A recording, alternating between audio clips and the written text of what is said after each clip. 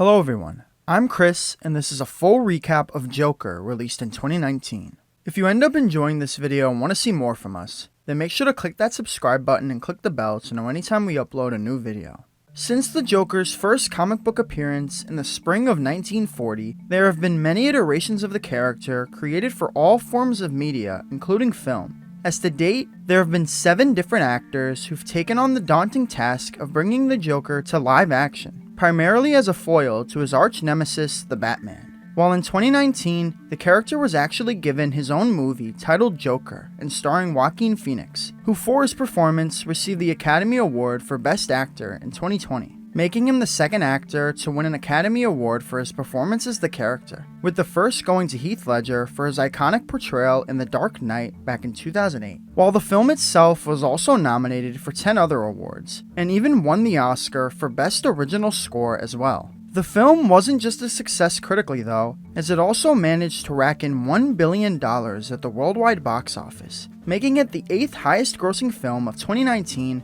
the 3rd highest grossing DC movie of all time, and the 2nd highest grossing R-rated movie of all time, behind the recently released Deadpool and Wolverine. And DC hopes to recreate the success with the film's sequel, releasing on October 4th, titled Joker Folie. So, before the new movie, we've decided now would be a good time to take a look back through the events of the previous Joker film and run down everything that took place. The movie opens around the early 1980s and in Gotham City, as we're introduced to Arthur Fleck, a noticeably troubled man who we learn also has a medical condition that causes sudden, frequent, and uncontrollable laughter that doesn't always match how he feels, on top of other mental issues for which he frequently meets with his therapist and receives several different medications. To earn a living, Arthur works at Ha-Ha's as a party and advertising clown, although he doesn't earn much, making just barely enough to take care of himself and his mother Penny, who also suffers from several mental illnesses. But Arthur hopes that his dreams of becoming a renowned stand-up comedian can one day change their fortunes for the better.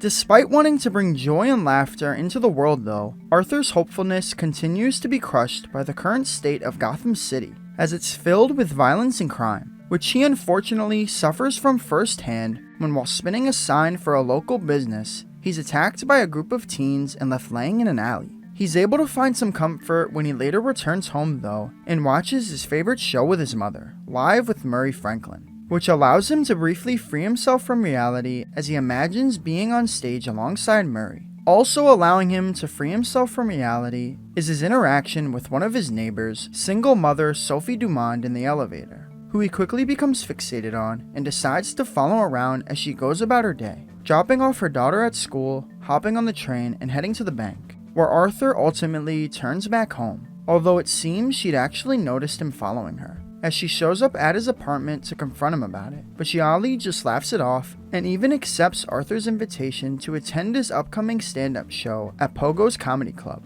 Meanwhile, back at work, one of his co-workers, Randall, having heard about him getting jumped, gifts Arthur a gun so he can protect himself in the future. Although it's clear that there's some sort of self-serving reason as to why Randall's actually decided to give Arthur the weapon, but we never exactly find out what that is, as Arthur, while performing at a children's hospital, accidentally drops the gun for everyone to see, immediately resulting in him being fired, while Randall also throws him under the bus and claims Arthur had tried and failed to buy a gun off of him in the past. A saddened Arthur then hops on the train and makes his way back home, until during the ride, he notices 3 Wall Street guys harassing a young woman, causing him to uncontrollably begin laughing, which turns their attention onto him instead, and results in them promptly beating him up, until suddenly, he shoots one of them through the skull, followed by 2 more gunshots through another's torso, and as the third attempts to run away, he also manages to land another shot through his leg, before eventually chasing him out of the subway and finishing him off as well,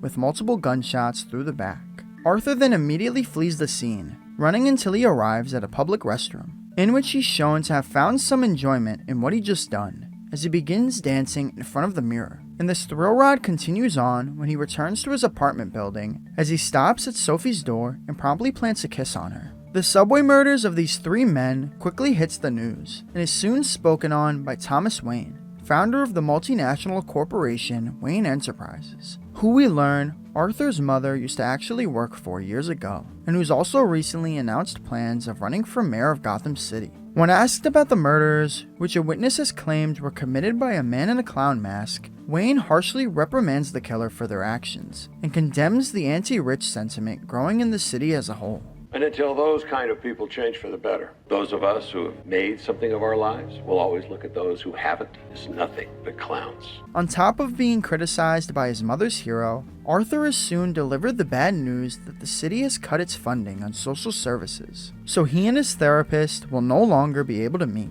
nor will she be able to provide him with his medication. Not everything appears to be too bad though, as we see Arthur perform his stand-up routine for the first time before heading out on a date with Sophie. But he's again greatly frustrated after he returns home, as he comes across a letter from his mother for Thomas Wayne, who she's written many letters to in the past with no sort of response. And this time Arthur decides to take a look at what she'd wrote, and discovers that the reason she cares so much about Thomas is because she and him used to be lovers, and because Thomas is Arthur's biological father. So Arthur confronts his mother about this and questions why she'd hid it from him for all these years, and she explains that they decided it'd be best for them to remain apart because of appearances. Arthur doesn't let this stop him from meeting his father though, as he promptly makes his way over to Wayne Manor the following day, where he soon encounters Thomas's son, Bruce Wayne, as well as the family butler and bodyguard, Alfred Pennyworth. But Alfred refuses to allow Arthur into the estate, even after Arthur reveals who his mother is and his knowledge of her and Thomas's past relationship,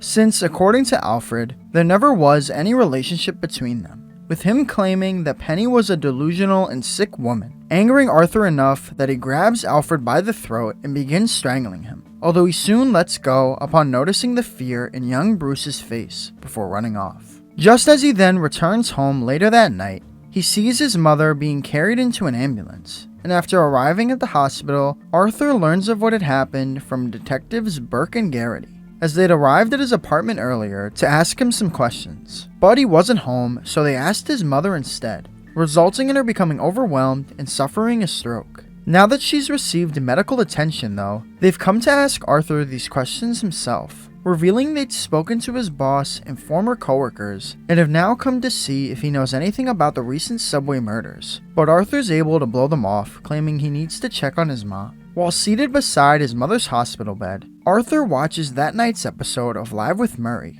during which he's shocked to see footage of himself being broadcasted. Check out this joke. As Murray plays some of Arthur's stand-up routine from the other night and mocks his failure to make anyone laugh, understandably greatly upsetting him. Arthur's made to feel a bit better the following day though, as on the news, he learns that protesters dressed in clown masks have rallied outside of the night's benefit at Wayne Hall, which Thomas Wayne himself will also be attending. So Arthur decides to head over there as well, and after things get a bit chaotic, he's able to sneak his way through the protesters and into the building, allowing him to finally come face to face with Thomas Wayne, who immediately shuts down the notion that he's his father since he'd never had sex with Penny, and since Arthur's actually adopted. He explains that during her time working for them, Penny had adopted Arthur not too long before being arrested and committed to Arkham State Hospital. But Arthur refuses to believe any of this, and continues to claim Thomas is his father. So Thomas punches him in the face and threatens to kill him if he ever comes near his son again. Frustrated and confused, Arthur decides to go to Arkham State Hospital himself to get some definitive answers, and after stealing his mother's files from a clerk, he learns that he was in fact adopted, and that Penny's mind had just convinced itself that she and Thomas had an intimate relationship that led to Arthur's birth. In addition, Arthur also discovers what had happened to him to cause his fractured mental state, as he'd been relentlessly and repeatedly beaten when he was just a young boy by one of his mother's boyfriends, until he was eventually found malnourished and tied to a radiator with severe head trauma in her filthy apartment by authorities. Arthur's mother hasn't been the only one lying to him though, since we soon learn Arthur's also been lying to himself, as it's revealed after Arthur lets himself into Sophie's apartment that his entire relationship with her had been completely made up in his own head following their first encounter in the elevator, as she's shocked and frightened to see him seated in her home and begs for him to leave, which he fortunately does. But while he appears to have only frightened Sophie, he's shown to have much darker intentions when it comes to his mother, as we witness him shockingly kill her during his visit the following day by suffocating her with a pillow. With his life having completely fallen apart in just a few short days, Arthur appears to have nothing left to live for, But just prior to all of that, and not too long after his appearance on the Murray Franklin show, Arthur had actually received a phone call from someone who works for Murray, asking if he, after the amazing response his clips had gotten from viewers, would like to be a live guest on the show, and Arthur chose to accept the offer, which he now sees as the perfect opportunity to end it all. He's interrupted while preparing for his guest appearance though, by Randall and another of his former coworkers named Gary, with the former wanting to discuss what Arthur had told the detectives, likely to see if he'd ratted him out about the gun. But Arthur instead stabs Randall in the neck and eye before repeatedly slamming his head into the wall, killing him. While Gary he decides to leave unharmed, and even helps exit his home, since he was the only one who was ever nice to him. For the show, Arthur dons his clown makeup once again, which Murray questions before they go live, but Arthur claims it has nothing to do with the recent protests and is just a part of his act. So they allow him to wear it. Also, before they go out, Arthur makes one request. You bring me out. Can you introduce me as Joker? After making a grand entrance out onto the stage, and even planning a kiss on another of Murray's guests, Arthur decides to reveal to the world that he was the one who'd committed those subway murders, and that he's tired of pretending that it didn't give him joy to have done it, claiming they were 3 awful men, just like Murray, who he criticizes for playing his video and inviting him on the show all just to make fun of him. He also takes this time to hurl criticism at Thomas Wayne, who he feels, just like the rest of Gotham's elite, hasn't ever given people like himself any thought, and is the main reason why the city has gotten as awful as it is, before he then closes out his rant with one last joke. That's punchline comes in the form of a gunshot through Murray's skull. Good night, and always remember, that's...